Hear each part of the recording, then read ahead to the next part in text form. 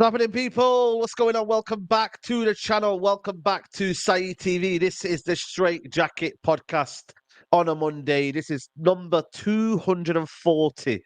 We're 10 away from 250, which is crazy. That is a quarter of a million, which is absolutely madness. You know what I mean? But we're here. Big up to you, Nuruddin. How are you, mate? Everything all good? Good. The weather is, the weather is crazy in Manchester. But weather's great. Good to see our Webby. Good to see our Webby. Man. Big up to you. It's good. Webby, welcome to the channel. For those that don't know Webby is big Man United fan. He's got his own channel, Webby O'Neill Show. But Webby, it's good to have you on, man. We need that rawness today. We need that, you know what I mean? Because a lot of people in the chat are looking for that, mate. But how are you, mate? How's your health? How's everything? Yeah, doing, good. Man? Yeah, good, mate. Like the man said, the weather's terrible and it's depressing everyone. You know what I mean? It's all right if you're a duck.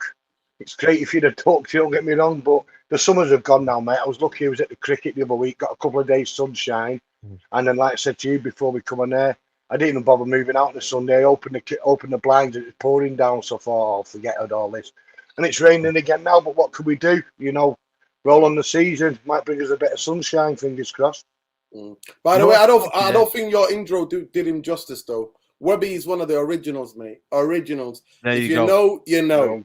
If you know, you know. Webby has been there. I remember as a kid. I remember Webby as a kid tried sneaking, jumping over the turnstiles, always talking to stewards and everything. So yeah, 90s, mid to late 90s. You know about Webby. You've seen him in all the famous photos. He was doing security actually for a lot of the high-profile players and manager and everybody else. Security, home and away, wasn't it, Webby? It was, yeah. First game, 1974. He's a 3-year-old, and I've never looked back since. You know, good times, bad times. You know, so I've got plenty of stories. He's seen it all. He literally, you know that chant, he's seen it all. Webby has seen it all. Seen some great times, some terrible times, but I'm still here to live the tale, mate, and hopefully we're on the right road again now. Touch wood. Yeah. Well, there you go. We'll have to wait and see on that one. But listen, we've got a lot to discuss. Midfield issues, front three. Nuruddin, I'll start off with you, mate. Did you watch the game last night, or did you watch the highlights? I fell asleep. What were you saying? First half. I watched the first half and then I fell asleep, man. Probably My the body best was half, like, to be honest with you. That was probably the best half. I'm telling you, man. The second half went great, to be honest with you. But I fell asleep. I watched the first half and then I fell asleep. Yeah, we were in control, but obviously the mistakes. 30 seconds, the game's gone in it. 30 seconds and then the game's gone. But yeah, I watched a bit of the highlights of the second half. But the patterns, I did like the patterns actually. I liked who was in midfield. It was Eriksen. So Eriksen, Donny, and Sancho actually. The movement of those three, that we look quite fluid in midfield with those three, like really fluid. Like all three of them are looking after the ball really well, and then finding the out ball out wide. So that was quite impressive. But the defense and all the rest, you know what I mean? It is what it is.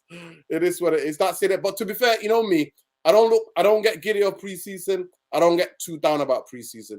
For me, it's all about, I've been there, like Webby will tell you, we've been there when we won every game in preseason. Come the start of the Prem, we lose the first one and draw the second. And then it's just like, what the hell is this? So the biggest thing for me I'm looking at is that Wolves game, innit, on that Monday night, Monday the 14th. Is that it? Monday the 14th? Yeah. Monday the 14th. Yeah. The bright lights. The bright lights. Yeah. I said that before we come on air about, don't get me wrong about these friendlies. It's about, you like to win every one. It's about fitness. It's about giving players game time. I want to look at players who could be in the manager's plans, who may not be, you know, and it's disappointing we've lost. But, do you know what I was saying before we come on air, is that when we was a great team, I used to start worrying after the Charity Shield if it wasn't right then, but obviously we've not been in it for a few years. But like you said, we've got to be right for that game on the Monday night at 8 o'clock versus Wolves. He'll know his team. We may have a couple of more additions in, fingers crossed. We've got to hit the ball. You've got to hit the ball straight away. If you lose a couple of games now, that's it. These top teams, unfortunately, let them get 3, 4, 5 points in front of you. You snookered.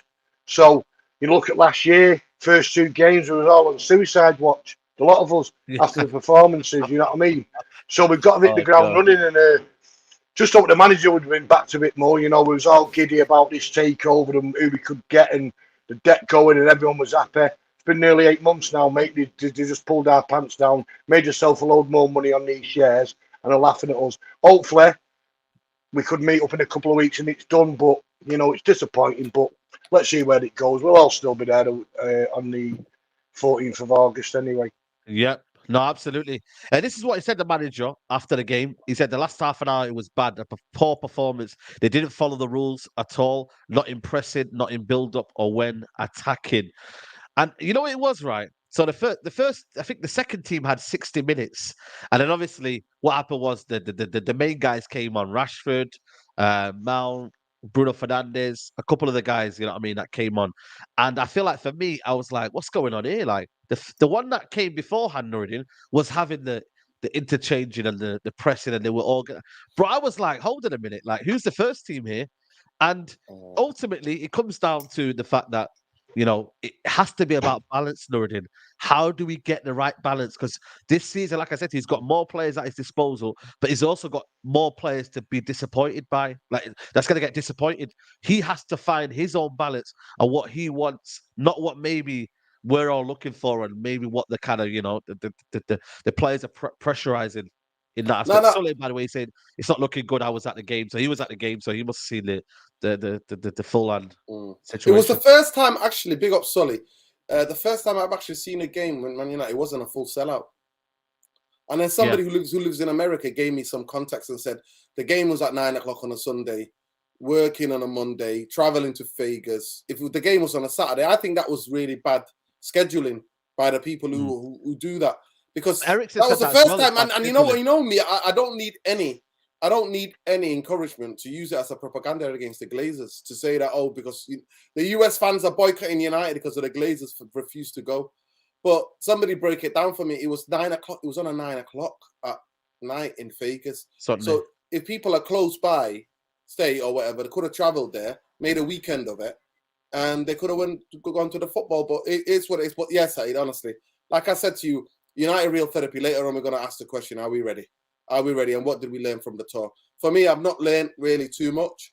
But like I said, I'm always putting on the first one. But I would say that midfield of Eriksen and Van der Beek and Sancho dropping in into the hole, because Sancho doesn't, he's not a false nine, he's a false nine that drops in.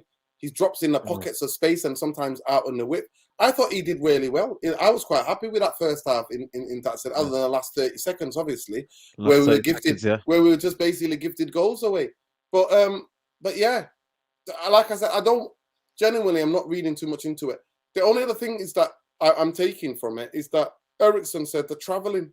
And that's what I always think. Last season, Manchester United played more games than anybody else in the Prem. Right? We played more games than anybody else, right? I already can see Bruno is not the Bruno. And I said it, Saeed. I said it on the Straightjacket podcast last week and the week before. The fatigue, some of our players are still fatigued from last season. And obviously internationals as well. Altogether, they must have played 70 games. Ten Hag came out and said they need to look after their bodies. I've told you about some of these clowns not looking after their bodies. I've talked about Juan Bissaka before outside the burger joints in Manchester. I've said that to you. Yeah. At other clubs, there's the blood test is done and a urine sample is taken to see what their levels are at the times of the day they can train. I mean, I did sports studies at university, and I did modules in sports science. More than ever before, that sports science is so advanced. Now you can literally cater to individual players, not all players, individually, what their sleep patterns like, what is. So it's on them. That's him putting it on them. But also, for me, the other things that I'm putting it on Ten Hag and saying, well, stop using the same 11 then. Stop using the same 11 and playing our first team, games against Reading and Charlton. You know what I mean? Like, make the changes where you need to make the changes. I think you're spot on what you're saying there, because I think it was a Charlton game and we all get in the ground and we're surprised with how strong the team was. You know, under previous managers, it wouldn't be like that. I think he'll know next year. I just think he wanted to win that first trophy, get it in the bag, you know, have a good run. And, you know, you look at the Reading game where we lost Ericsson, who was probably one of our better players, and come back and seem to struggle in my eyes, you know, fitness-wise. So I think next year when we do get these lesser teams in the cup, I think he will go a bit less and play a few more kids. I just thought he was new to the Premiership. He didn't realise. And like you say, I wouldn't say we played the most matches in the Premiership. I think we played the most matches in the world. You know, I don't think there was any team that played as many games as us last year. And it told in the end. And I've said it before, and you would have said to me after that Brentford game, we'd get in 2 cup finals, win 1 pot and get back in the Champions League. I'd bit your hands off. You know, and we've done it now. But for me, let's see what happens before this window closes. I always said that the manager needs backing. He's got 2 players, which he wanted. They're not club signings, they're Ten Hag signings. He wants a couple more. And let's see if we get them in. Yeah. But disappointed with... well, I'm not disappointed with anything. I'm a big fan of Mount, you know what I mean? Whatever we paid for him. You know, people come on from other clubs slaughtering Casemiro. Absolute clowns who wish to be he was in their midfield. You know, he's proved everyone wrong. You know, now when you leave a team like Madrid, you're on the downward spiral, and they always look at Owen Hargreaves. You know, if you're at a team like Bayern Munich, they're not going to let you go if you still half right. You know, and they sold us a bad in there. We got a year and a bit out of him, and then he wasn't the same player. But let's see. Hopefully, we get a few more through the door, and that's my point. Let's see what happens. Yeah, because he's come out here, Ten Hag, and he said here, I'm totally involved. This is regarding the transfers. I'm totally involved. But you've seen all the investment which other clubs are making, and you can't compete in the Premier League for top positions when you don't invest in your squad. How do we analyze that, Nuruddin, in terms of what he's just said there, right there? You know what I mean? Does that mean that he's got his first choices this season? Has he gone for more second choices? Yeah, you know, obviously he wanted maybe Harry Kane, and that hasn't faltered through. Kim Min-jae, yeah. But then also, we have overpaid for certain types of players, maybe in Anthony and players like that. So it's one of them, because there's 2 sides to the story. You know what I mean? But I did say that Ten Hag has got a foothold of this transfer window, in that he wants to kind of do what he wants to do, because ultimately he's in charge and he wants to feel like it's his team, isn't it?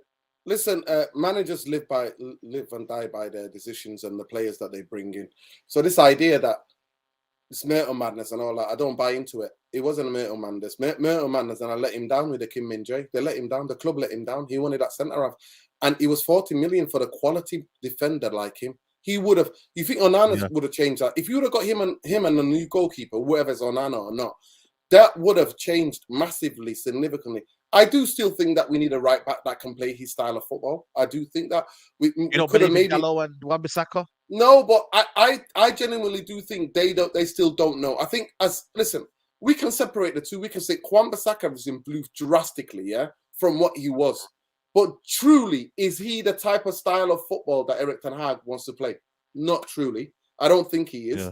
But in terms of his own personal development, he has improved. And before, because he couldn't even control the ball, he looked like Bambi on ice. You know what I mean? I didn't know what he was doing, all of that. Now he looks more composed on the ball.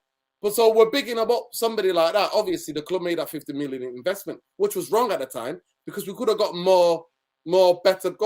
better right back. We were linked with Gusto, the kid that I was banging on about for years. Yeah. But he didn't wait, and then Chelsea nipped in. He wanted to come. He wanted to leave on a January. Chelsea nipped in, paid it, and then got him in the summer. So we'll see how he develops in it. You know what I mean? But I do still think he needs a centre half, his own centre half. He needs his own right back, and I still do think we need 2 strikers. But in terms of him saying what he's saying, of course, is look at all of the players. They all got a link. Unana's got a link. Mason Mount is the guy that he scouted. Hoyland is the kid that he wants. And if he gets Amrabat, he knows Amrabat as well. There's a link with Amrabat. So, of course, he is. Yeah, from he has that. Yeah. So, for me, it's not like, because majority of fans who are not like, oh, he spent 400 million, he's got to win the league. No, you don't understand. Our club was the absolute effing chaos. We've been a chaos for the past decade. So when rivals try to put pressure on Manchester United fans going, oh, you've got to win the league. No, listen, we'll tell you when all of us know, we watch football enough. When we're ready for the league, we'll tell you. We will announce it. We'll shout it from the rooftops. We are challenging for this league. And I'm sorry to say, we're still not, because this manager, the football he wants to play, the way he wants to play, we don't have all the complete players. We've still got a mishmash of players with different styles. And that's why, in parts of last season, he just went for winning football. Like Webby said, he just wanted to get that first trophy in and wanted to fish in the top 4 by any means necessary. It wasn't about the football. But I need the football to improve, because that's the thing that I wanted Ten Hag. I was looking for that exciting football. I was sick of Oli counter-attacking. Jose was even the most defensive, low-block FC. And Van Gaal was just keep the ball at the back all day and night. So I wanted to get rid of that, and I wanted more dynamic, modern football. So I'm hoping to see that this season. But I know that not all of the players that he's got have that. Yeah. Let's talk about the midfield, Webby. Are you confident in this midfield and the balance, say? Because obviously you've got Casemiro who plays in that 6th role. Then you've got Mount and Bruno in the 2/8 role. How do you like midfielders to be? Do you like to have a solid base of a 2 and then 1? So you have 2 sitting midfielders and then 1 maybe 10? Or do you like this kind of 2 advancing 8s, but then at least Casemiro maybe a little bit exposed in that aspect? Because we need to sort this kind of balance out, you know what I mean, for the season before it kind of goes tits up. I'm not spot on what you're saying. You know, there's a few games the other year when we was playing 2 defensive midfield players at home against Sheffield United. I think it's your opposition who you play against. You know, if you're playing Liverpool away, then have Casemiro and another holding player. I'm happy with that, and just 1 behind the number 9, sat in that hole at Bruno or Mount. I just think it's the opposition. You've got to be adaptable to who you play, you know, change it around the systems, you know. Remember that Sheffield United game, and that's no disrespect to Sheffield United, but 2 defensive midfield players at home against bottom of the league, and we got beat. You know, I know it was a bad game, there's some bad dodgy decisions in that game, but you come up, you've got to pick the right team for the right opponents. You know, you're away against Barcelona in the Champions League semi-final 2nd leg. Yeah, play 2, play 3. You know, but don't go there with 1, because you'll get your pants pulled down and get an absolute hammering. I just think our manager's adaptable to play. Whether he's got the right tools to play that, time will tell.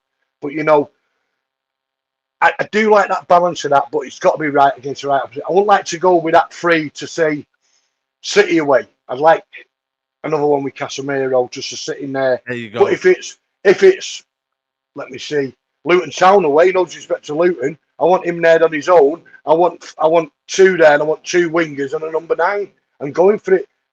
Pick the opposition, pick the correct team. Yeah, no, 100%. I'll ask the same question to you, Lord, because I'm not gonna lie to you.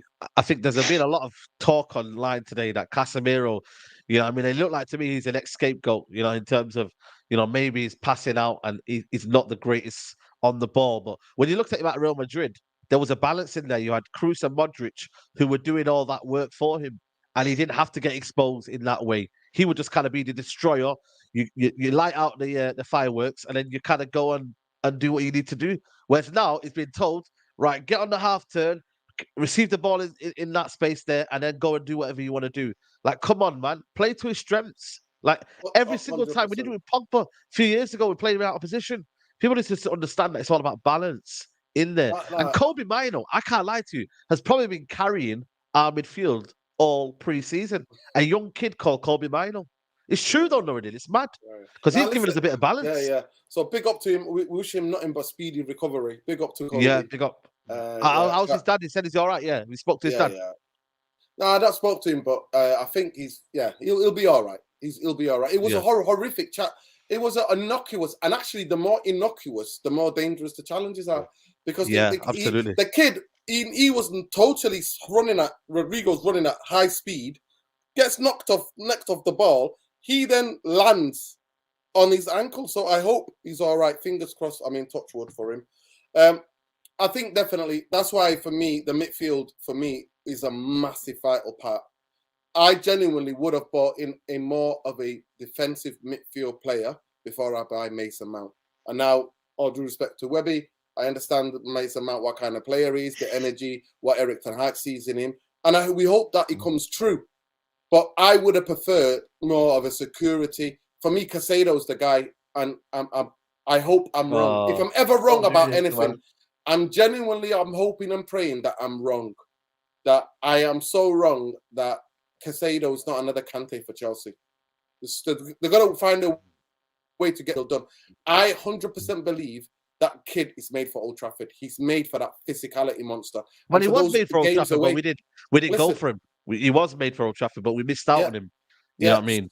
For those games... What was his price? It was about 4 million or something they got him for. Yeah. Yeah, and Manchester United could have got him for 6, Webby. We could have got him for 6. Well, there you go. It doesn't surprise me. There's a few players, I might have said it on your show, it might have been the other one. Audi could have got Haaland, said he wasn't going to be good enough, and this story, what Giggs has told me about Mbappe, they got offered him, and he said he's not strong enough, he'll never make the Premier League. And this person is still employed by the club. Absolute scandalous. So there you go, Haaland and Mbappe for a combined fee of under 10 million. What are they both worth now? 500-600 million. Exactly. And this clown's still working at Old Trafford, getting $1 million a year. Yeah. That's why we're not going anywhere. We've got the Merter who's still in there from the days of Moyes, pulling strings on a hell of a lot of money, clueless. But there you go. Be careful, Webby. Yeah. They'll come after you. The Merter Madness crew will come after you. Oh, I'm waiting, mate. I'm waiting. Yeah. But you know what it is though, Nuruddin? Like, what is... because I was watching Donny yesterday, and I'm not saying Donny's back, and I'm not saying that he's da-da-da-da. He probably needs to go play some football. But, you know what I mean? You watch the technical midfielders in there. That's why Amrabat is so key. But then it's like, Amrabat, I get it, people are saying, Amrabat, I just don't know if he's coming here to just chill out on the bench, I think he's coming here to play. If he's gonna leave Fiorentina and not go Barcelona and not go to maybe another club, he's not coming here on the bench. But there's going to be loads of games, there's going to be loads of games in it. There's going to be traveling between the Champions League games. And you have to have a team fresh, because the difference between the Champions League and the Europa League games, that in the Champions League games, you're giving more. You're playing against big names. It's the biggest showcase footballing after the World Cup. It's it's the most watched competition after the World Cup. You know that? International football. Yeah. It's not the Euros. It's the Champions League. So you give the emotionally, the build-up, the whole thing, the hype, everything. And then you're coming back to play Luton away. Like, no, you're going to need to refresh the team. Webby will tell you, look, Fergie throughout his career. I never watched Fergie in the 80s. I watched Fergie when I was getting into football in the 90s, early 90s. My first ever cup proper trophy was the Cup Winners' Cup properly, where I understood everything and was conscious of everything. So for me, Fergie always used to change it about, always refreshing the teams. Eric Ten Hag has to. That's the biggest thing I'm watching. If in terms of the manager, that is one of the most important things this season for me. Can you know that you're not managing Ajax anymore? You're managing Manchester United. everybody will be telling you, even now we've been shit for a decade, everybody gives 20 more percent, 30 more percent against Manchester United because they're playing the name, the history, the prestige. So do you have a squad to be able to rotate, Saeed? And you know what that means then? If we're successful season, Amrabat will come here, play 30 games. Casemiro might play for 30 or 30 odd games. Do you know what I mean? You have to keep the players fresh, especially for the big games. Well, go ahead, Ruby. You look at, obviously, the treble year, that comes to mind where Blomqvist, Giggs, Beckham, Scholes, Keane, but, people all got games. There was that many games. But I always remember Fergie the first time I ever done it and being in Old Trafford. We played Barnsley in the FA Cup in the 90s, and he changed the team right around. You'd never, we used to have a game on the phone with the lads, pick the 11. And we went strong because Ferguson was going strong. And I think that day, the main one got 3 out of 11, the players. And then we played Barnsley away in the replay and we got beat and he done the same. And you've got to change. But obviously the 99 squad was a lot better than that squad. I think it was 94, 95, where we got knocked out of Barnsley. And virtually you need 2 world-class players in every position or 2 very good players. And at this moment, I don't think we have in every position. We've got good players who can come in and do a job, but you won't bet your house on them that they do as good as a job, say, like for Luke Shaw, if people come in for him, like when Tellers was here, Tellers giving that kick up the backside because Luke Shaw didn't have to train, didn't have to do anything. He was playing every week. He had no backups. That's telling me the kids in the reserves and the youth team wasn't up to much. Brandon Williams come in, did okay for me. Then he jumped some massive money, getting private jets round. He's from Harper, getting private jets here, private jets there. You know what I mean? I'm thinking it's gone to your head too quick. But like you're saying, Amrabat will get a load of game time, and it's got to be right because you get away with it in the Europa League. Well, we thought we were going to do until those 2 on goals. That Champions League, you mess up there, it's going out. God bless. You're back in the Europa League before you know it. Yeah, no, 100%. I agree. I agree. You know what it is? I think for me, it's one of them where the balance for me in that midfield as well. That's where the game's won and lost. That's for me. I don't know, man. I get the biggest excitement in midfield. I always look at a midfield. I think, right, who's going to win this battle? If you win this midfield battle, you've won the game, Nuruddin. Saeed, why? You're a Manchester United fan. Manchester United, we've been brought up on midfield battles. We dominated games. We got back into games. So, to me, Manchester United talk about the midfield because we are some of the greatest midfield players of their generations in playing for our club. Yeah, that's what I'm saying. So I'm like, you know what, man? It's key. It's so necessary that we do that because then that sets up the rest of the team in that aspect. You know what I mean? So I think for me, like I said, Donny should leave. McTominay should leave. Fred should leave. That leaves us with Ericsson, Bruno, Mount, Casemiro, and Manu. Kobe Mino, and then Manu there. Obviously, you would like Amrabat in there, but are you kind of confident in that midfield, Webby? When I've listed you them 6 midfielders there, Bruno, what do you call it? Mount, Casemiro, Ericsson, Bruno Fernandes, and then Kobe Mino. Are you happy with that? I'd like to. I like to keep McTominay. If one's going to go, then it's Fred. His last year of his contract, and you get what you get with Fred. He's not going to set the world alight, but he's had some great games for us. Don't get me wrong. He's had some stinkers. You look at the derby last year, keeping De Bruyne quiet. Probably the best player who kept De Bruyne quiet for probably an elite match for a couple of years. But I always say any club that lets a player go down below 18 months, you're risking it. And Fred's gone into his last year now. Try and get as much money as you can for him. I am happy with a list. You said if we got Amrabat in, but I'd like to keep Scott. I just think that he's a good squad player, but is that good enough for him? Is that good enough for the club if they get off a decent dough? But if he is going to go, I'm seeing West Ham 20 million. You just got 105 for the player. We want 70. Give us 70 of that. You know what I mean? We for years giving away players for absolute peanuts, an absolute disgrace. We're bobbins at selling players. We're bobbins at buying players as well. We get our. You look at the kid. The kid from Denmark who looks like they're going to get. I seen on the telly that PSG had bid 49, but we bid 72. What's all that about? Somebody has got to get into that club a football man. And he doesn't have to have played for United in the past. I know people were saying Van der Sar. I'm so glad he's getting a lot better now. He doesn't have to be anyone else to go. Just a football man who understands. Who understands the game, understands probably a bit of money, understands what people are worth, understands what the market value is, instead of getting our pants pulled down, which happens probably eight times out of 10 when we buy players or we sell players. You know, the kid who's gone over to Holland, £1 million. Zidane, You know, yeah. Under a million. Under a million. What's all that about? He for it's disgraceful. He for Len was 750. I'm not saying they're going to make it United, but you know when you see these cities selling these 20 players, million. They sold 20 million. You know, and I'm thinking, you know, I look at the kid who's Southampton. Did he get him from City? Now they're talking the 50 million City. Great player. He was never going to get a chance at City. City's wrote in, we want 20 million, and they got it. Plus, what is it, a 25% sell-on clause as well, which is, you know what I mean? He could probably end up back at City, but you're talking that, what is he, 18, 19? I've seen him as a great player. Liverpool are getting him. He'll end up at Liverpool, pay 50 or 60 million.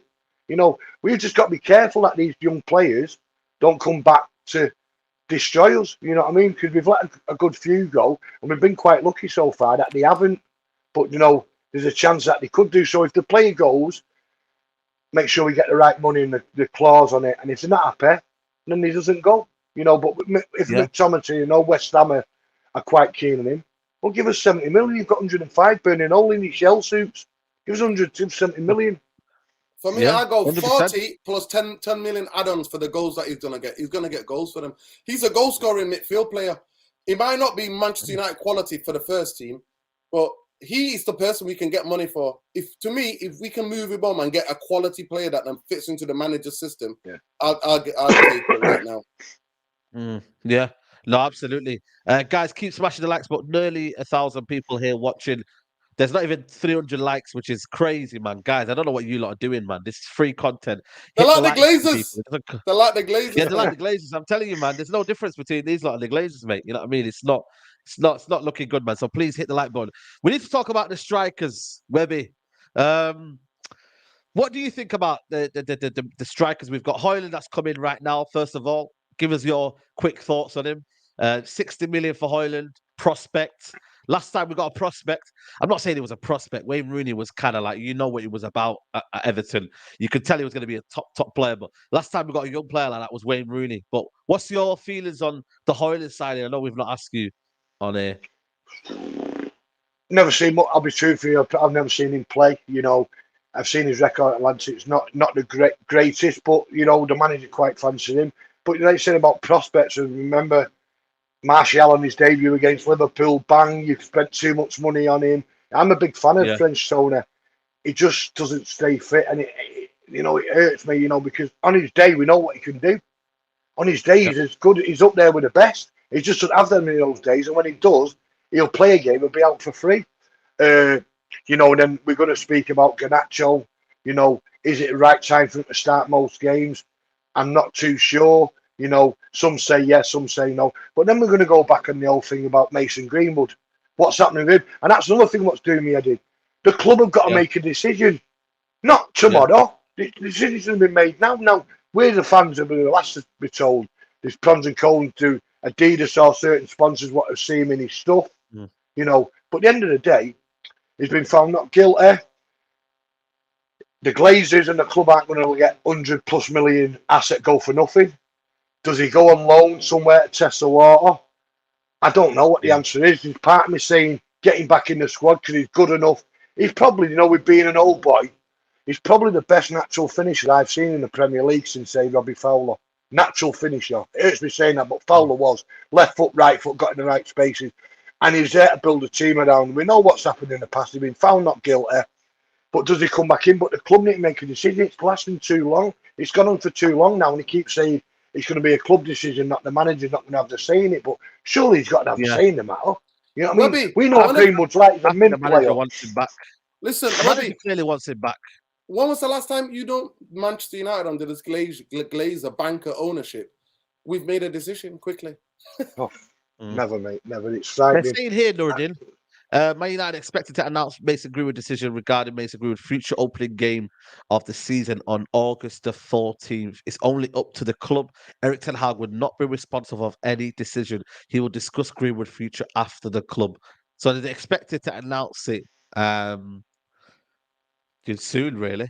So again, we don't know. I reckon. Yeah, go on. To be fair, that's not breaking news, is it? Like, we knew there's going to be a decision exactly. made. That's not breaking news. They knew that a decision is going to be moved. They faffed about. When did the court case get dropped? They've narrowed it down to August the 14th in terms of. Listen, I've had all these deadlines, yeah. You know this club. Yeah. The Glazer deadline. Deadline FC. Glazer deadlines, mate. Deadline FC. It's like Deadline FC, man. The Deadline FC is not happening, mate. It's not. At the end of the day, for me personally, I look at it like this, and I look at all of the commotion within the fan base that's going to kick off, because there are a lot of people who do not want this kid here.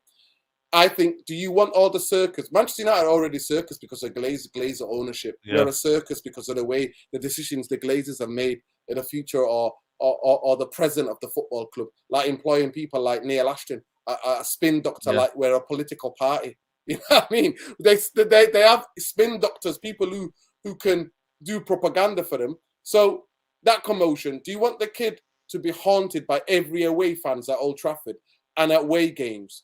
Do you want all of that to follow? For me, is first of all, they've got to come out, him and his partner, to be. They have to come out and explain.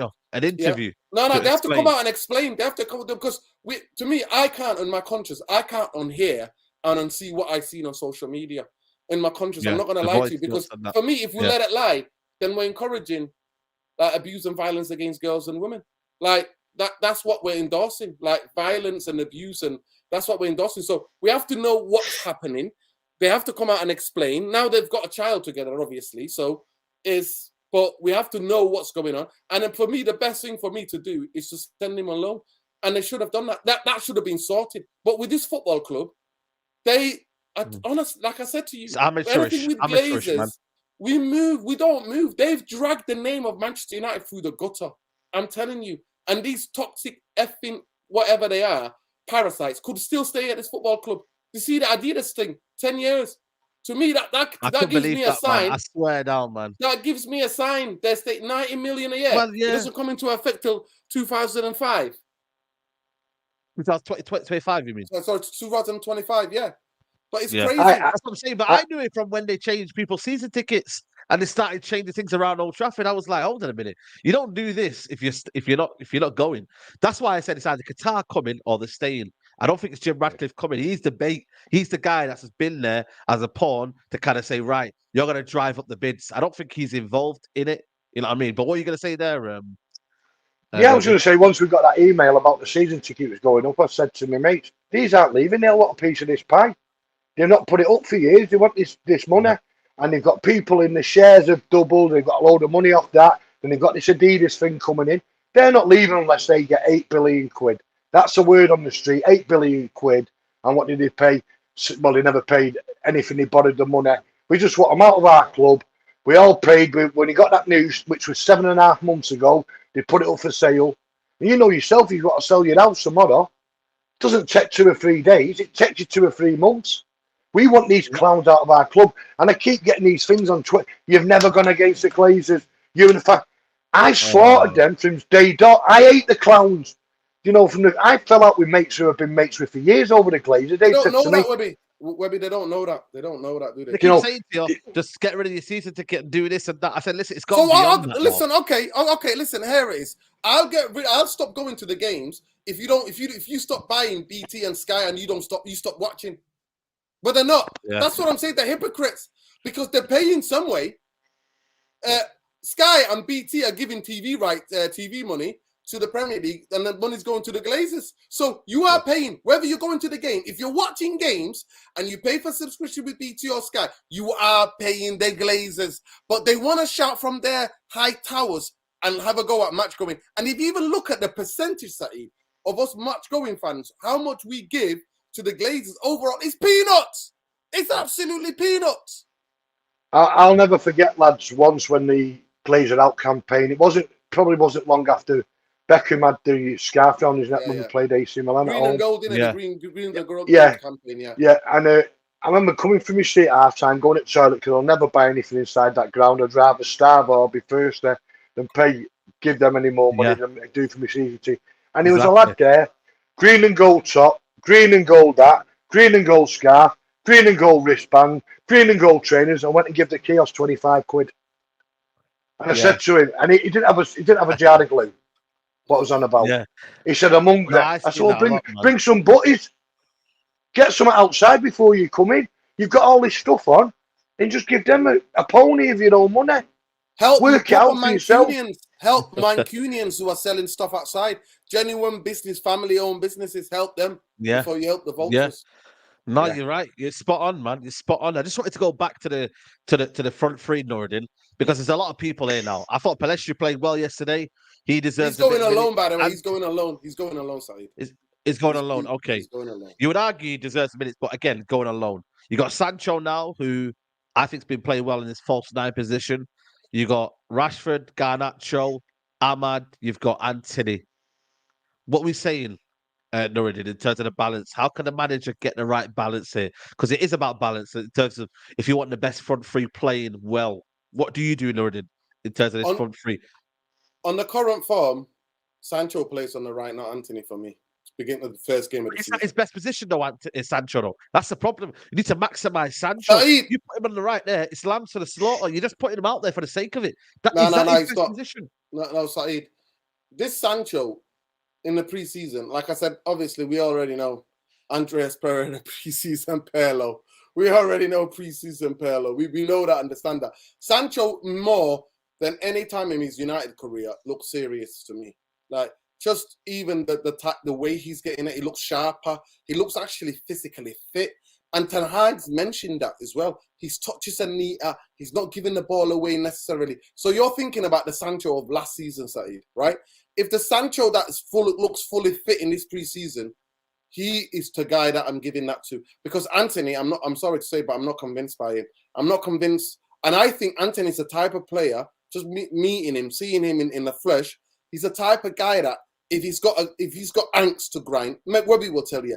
People like, Fergie would shout at Rooney and Giggs to get at Nani. Do you understand what I'm saying to you? Certain players, if you are dropping them, if they're not your first choice, they fight for that position. They're looking within to fight. So I want Anthony to be superb. I want that right-hand side to be put pressure on. And Anthony, and if you looked at Jadon Sancho's time at Dortmund, Saeed was 50-50. 50% of the time he played right wing, 50% he played on the left. I know it's different football in a different league, but for me, that right-hand side is Anthony has not said that's mine, and I want pressure on that.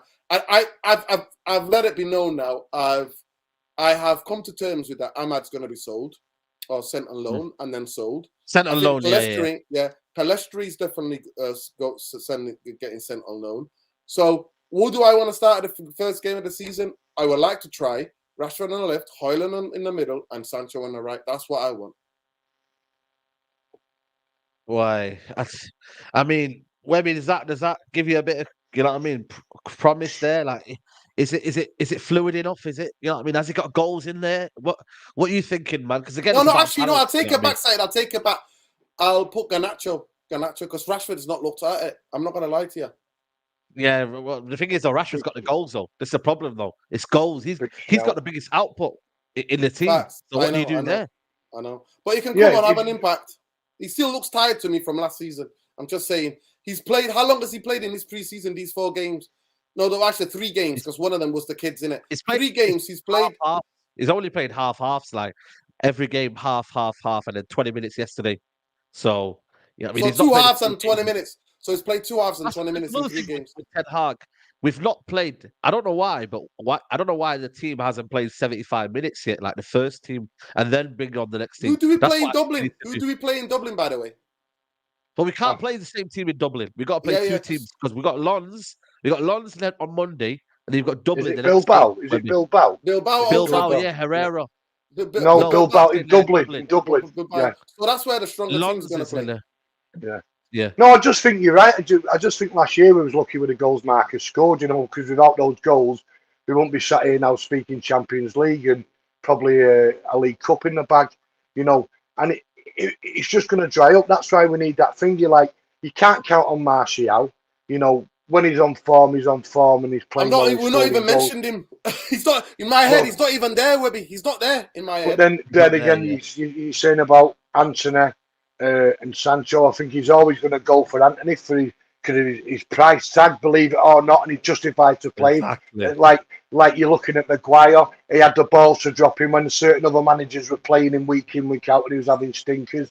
He's just got that. He's just got to have that choice. You know, you look at the 99. I'll go back to them again, where we had the 4. You know, it didn't have to be Cole and York one week, Ollie and Teddy. He'd mix it up. We put Teddy with Coley. You know, York with Ollie. He'd mix it up but there was 4 quality forwards when you knew we was going to score at least 1 or 2 goals a game. You know, and to keep them happy, only Ferguson could do that. You know, you look at teams now. You know, you look at Jesus. City didn't really have a centre forward the year after he never got a game. We were playing that false 9. You know, so it's happy. It's to keep the boys happy. You know, and I look at this Ireland kid and I'm thinking, yeah, he might start against Wolves because we've got no other options. You know, but let's give him time to bed in, because what I don't want is to throw him in at the deep end and he doesn't score after 4 games and the pressure. You know, you're like he's a flop, waste of money. You know, panic buying, Let him come in gradually, but then we've got to relate up to the other boys who there. You know, you're talking your Rashford to chip in again with the goals. You're talking about your Martial, if you fancy it, he's going to be fit to chip in with game time, you know, because I look at last year and when we got Vigos, it's like when we was at Palace, when we drew at Palace, weren't we something like only 3 points behind City? You know, you needed that statement from the club to back the manager to go out and get a top centre forward, and that's nothing again. The Burnley kid, you know, he tried his best, but he just wasn't good enough. You know, and we thank him for his efforts.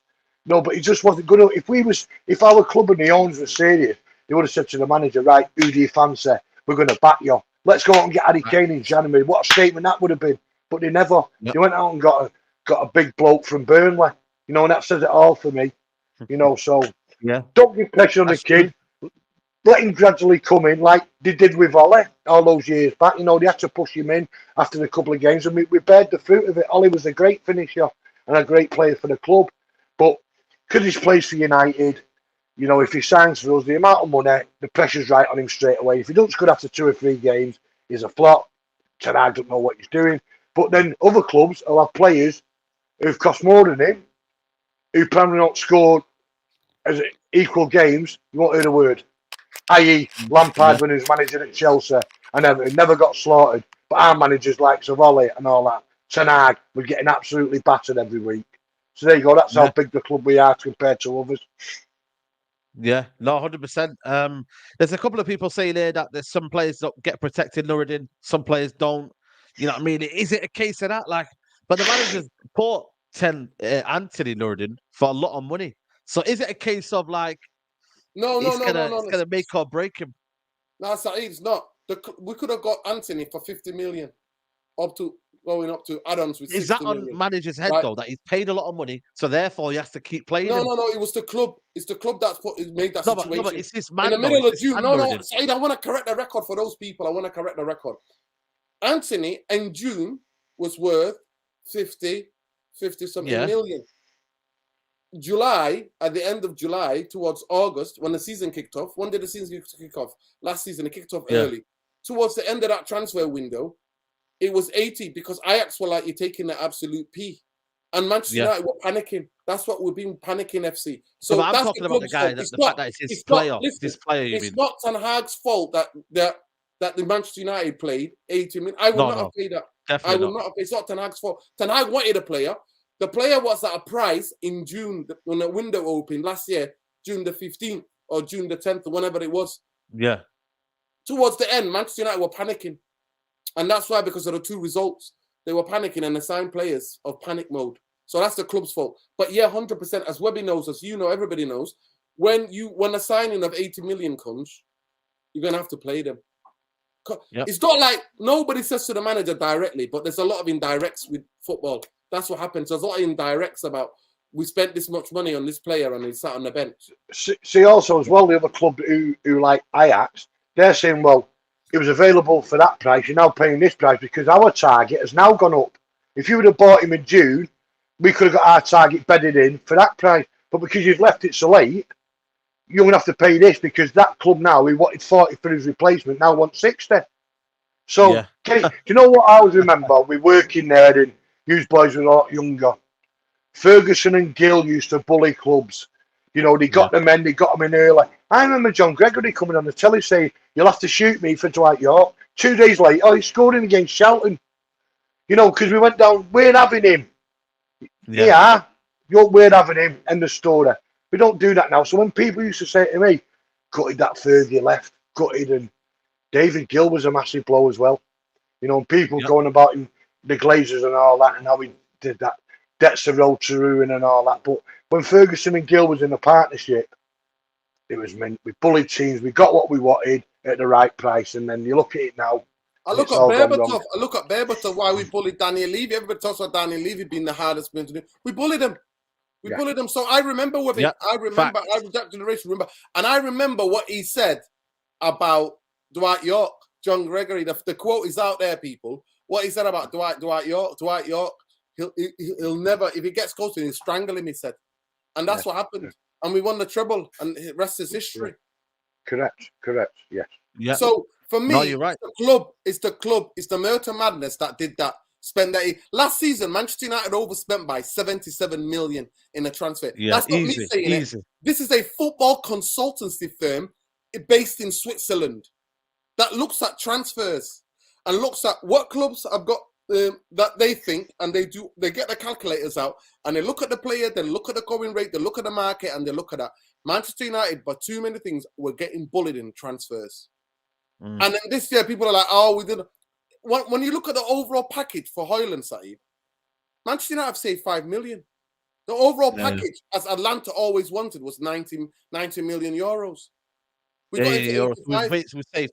The only thing is, though, we've not paid a lot up front. We've only paid 60 million up front, and then everything else is stacked. That's a lot of money, Saeed. But it's also going like rate as well. said, you tell me the striker out there now that's going to cost you 30 million or 40 million. There's not anyone else out there. You look at the games. If this is not a season in, season out pro, this kid has not even played at a top flight 20 games. Sorry, 30 games. I made a comment, lads. I made a comment the other week, and I got absolutely slammed by it. And people can have a go at me now, but I look at players who have done it. You know, you get these players who have done it in the Premiership. And I said, Sadio Mane, I got absolutely, but you know, do them dead as in down the East Lancs. You got a proven goal scorer, a fit player, and Bayern Munich wanted to sell him. Now, obviously, he's gone to Saudi Arabia with the rest of him, but I got absolutely slammed for that. He knows where the net is. You know, he comes in, he hits the ground running. Someone said, we don't want another winger. He played down the middle most of the time for Liverpool and was a right handful. Every time he played against us, he caught, not just us, anyone, he was a right handful. I got slaughtered for him, but we missed the boat on that one. But the pressure on that kid, as soon as he kicks a ball for United, whether he comes on for 10 minutes against Wolves, he's played 10 minutes, he's not scored a goal. He plays a week later against Tottenham for half a game. He's 55 minutes now, he's had one shot on target. So whether he's built up mentally, because he's going to have to deal with all that, you know, he's bought him for 60 million, he's not done this. But hopefully, if we play him at the right time and bed him in, we'll bear the fruits of that. I just hope he doesn't get rushed in because other players are not in form or they're injured from pre-season. Exactly that, you know, and also the expectation of the fan base. You know what I mean? People don't think that he's going to be scoring 30 goals a season like Harry Kane can. Obviously, Harry Kane would have been the dream, and it would have been the guy that, you know what I mean, that could have been it. But again, we have to go with Højlund. I just hope, like I said to you, Rashford talked about it the other day on the interview. He said the goals have got to be spread around. If the goals are spread around, then we might do all right. But if the goals are not spread around, and there's one person doing the job, Martial got, I think, the third or fourth highest goals last season in terms of the Premier League. I'm like, how does that even work out when he hardly played? You know what I mean? Anthony got less, Sancho got less. That cannot happen, people. The goals have to be spread out, and I'm sorry, everybody's got responsibility. I'm sorry, Webby and Saeed, but when I'm Manchester United only happy with one striker, if Touchwood he doesn't, but he could get injured, and then we're back to square one. Why can't we go and sign a more experienced striker? Even I don't care from none of these fancy leagues. but who's bagged, who's got experience. Why can't Manchester United? You telling me people that are getting paid millions, as Webby told you, who work for this club, can't go and find a striker? It's not my job. It's not Webby's job. It's not Saeed's job. It's their jobs to go and find another striker. You see, Crystal Palace bought that Brazilian wonder kid. He's got a Ballon d'Or clause on him. And I was like, Crystal Palace are buying Brazilian kids with Ballon d'Or clauses on it. But if you have the scouting, guys, you can do it. But the problem is, though, we're not given the expectation that we can't go to South America and find these little hidden gems that what Man City are doing. And Man City did it with Alvarez, and they got that player in. Who's to say that Man United can't go to South America? They used to do it back in the day with you had it with what was twins, the Silver Twins. Silver Twins. We had Kleberson. We had I know Manuccio wasn't great, but we used to have these little South American players that would be coming to the club. You know what I mean? But now it's not happening, Webby. It's kind of almost like, obviously Ten Hag's got his own way, but there's not this kind of like, you know what? Saeed, I'm not gonna lie to you, Saeed. I'm not gonna lie to you. If you go to Germany, a striker who scored decent amount of goals last season, a guy that's not have to be terrific, but can bring other players into play and then connect them more, right? You don't have to be horrific to play for Man. We just need somebody to connect be a central role, to be that target man, to connect our midfielders and then to create more chances, to create space and chance for the other players. If we got that, you're saying we can't find a guy in Spain, we can't find a fight in France, we can't find a guy in Germany for not a lot of money. Yes, you could. Yeah. And this is it. You know what I mean? You've got to be able to kind of do that. And Manchester United last season made record revenues. And all of a sudden, fans are getting caught up in this, we don't have the money. What are you talking about? We've got the money. We're owned by vultures. Yep. Yeah, 100%, man. But you know what, Remy? Does this change your expectations for the season? You're seeing everyone else, what they're doing, Arsenal, obviously City is City, you know what I mean, Liverpool. How does your expectations, 2 weeks left, 2 weeks tonight, I'd be travelling down to Old Trafford, and we're going to have our first game against Wolves, and it's no more excuses. Are you confident this season we can get it right? How's your feeling going towards the season now with 2 weeks left now? I look at what people have done and what we had last year. You know, Chelsea are going to come back, unfortunately. That was a one-off season for Chelsea. Liverpool are going to get stronger. You know, they've got the kid McAllister in. Looks like they might get the kid from Southampton. They're going to be sniffing around again. You know, the likes of Newcastle will probably buy again. You know, it's going to be hard if you don't get the ball rolling early doors. This top four is going to be so hard next season. It's going to be so hard. You know, and look at our owners, and I think they're quite happy just to get in that Champions League. You know, we want to win Premier Leagues like we've been spoiled. You know, I've seen doubles, I've seen trebles like you boys. And it's like now they're happy just getting in that top four. So, but if the team's not right, you know, and the manager's not backed and he wants the tools he wants, you know, you're talking about 6 or 7 teams battling for fourth places now. When it used to be like you used to get your normal 4, then you'll get 1, and then they'll fall away at the end. These aren't going to fall away at the end. You know, everyone expected Newcastle to fall away, but they never. Nah, you know, so I listen. I wake up the first game of this every season and say to myself, we're going to win the league, like every United fan should say to themselves. We're winning the league this year, you know. But I'm just going to be right. Get me in the top 4 again, or maybe get us a bit higher, closer to City, you know, which is going to be difficult. But the manager's got to be backed. He's got to get his first choices, you know what I mean? And maybe if you have these new owners in the fair play and all that, that might have happened. But for me, I just think that he's got to get the decisions right early doors, because if we're playing catch up again, to get in the top 4, if you lose 2 or 3 games, then you're gonna struggle. You know, you can't see these teams losing all these games. So I'm always confident. I always will be confident. But let's see what happens 2 weeks on Monday at 10 o'clock. I'm either happy going back to old soul football or I'm in that drink again right at the bottom. Right, listen, it's one of them, man. Nuruddin, 2 weeks today, man. You know what I mean? We've got our first game. You know what I mean? Next week will be a whole different feeling, man. We will be really, really ready, and we'll have one. I think it's Monday's the last preseason game. So not this Monday. Yeah, next week Monday. Yeah, it's the last preseason game. 1 second, let me say that Man United fixtures. Atletico Bilbao. No, Sunday will be our last game. So Sunday. So next week, yeah, all the preparations done, Nuruddin. We'll be playing. So you're on mute, Nuruddin. You're on mute. You're on mute. You're on mute. Can't hear you. We play on a Saturday against Lens, and then we go to Atletico. Yeah, and then the Sunday. Yeah. So basically, by next week, our preparation is done. So we'll be here on the Monday podcast with 1 week left. I'll be like, right, we're having it, Nuruddin. We're on our way. Hopefully Amrabat and Hoyland are in by then, and then we can say, right, you know what I mean? Because I always say, man, you need to prepare, man, for the league, because it's a long league. That's why when people say to me, right, a lot of people come up to me in Manchester, they say, yo, you're getting excited for the league, and I'm like, I'm enjoying my break, man. I'm enjoying now before it gets too crazy. Because you know me, I'm emotionally involved in this football club. So I'm like, nah, I'm relaxing. I'm going to go for a walk today. I'm going to do that. So I'm like, I don't even want the season to start. I just want to just enjoy my time off now before it gets really, really sticky. It's gonna get hectic. People are not ready. It's gonna get hectic. Yeah, it's gonna get hectic, and it is what it is, people. But do I think? I think for me, if you're buying Hoyland, we were negotiating 2 months ago for him. We should have got him 2 months ago, Saeed. He should have been on a plane to America.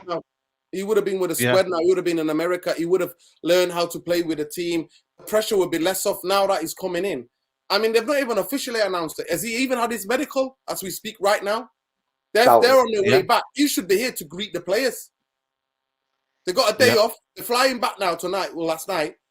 They got a day off, and then they're back in training, aren't they, on Wednesday? So at the end of the day, it's going to be very interesting.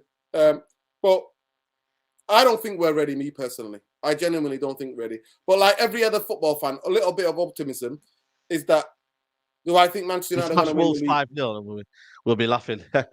You know what I mean? So it is what it is, man. We'll see. We'll see. But people, please like the video. We've had over 1,000 people throughout the whole video. I think we've not even hit 500 likes. I think we're on 389 likes. So people, guys, it doesn't cost you a penny. It helps the channel grow to other people that have not watched the show before. And I think for me, you got a Mancunian podcast in Manchester, Straightjacket podcast. So, you know what I mean? Support the people, man. Support the cause, man. But Webby, it's been a pleasure. 100%. Thank you for coming on. And always a pleasure, lads. Anytime, yeah. Yeah, big up. Yeah, I'll see you soon. I might be there on Saturday, Webby. Might be there for that friendly game. Bring us a cake. I will. Yeah. Top man. Bring a cake. Top man. Yeah. Sound lads. Sound lads. Make sure you follow Webby. Webby's got a channel, Webby and O'Neill channel. Make sure you follow them. Link in the description below for that one. Nuruddin will be live on your channel in the next couple of minutes. But you enjoying the weather? You enjoying the life? You enjoying July, the rainy July? No. You know what I mean? It's been awful, the weather, but it's good to see Where's you again. The summer gone? Listen, the summer's done a runner. Summer's done a Brexit. It's gone to Europe. Yeah. It's gone. Oh gosh, man. But people, it's been a good one, man. Like I said, head over to United Real Therapy. And yeah, guys, man, like the video on your way out, and I'll see you tomorrow on my channel. But take care, bye-bye.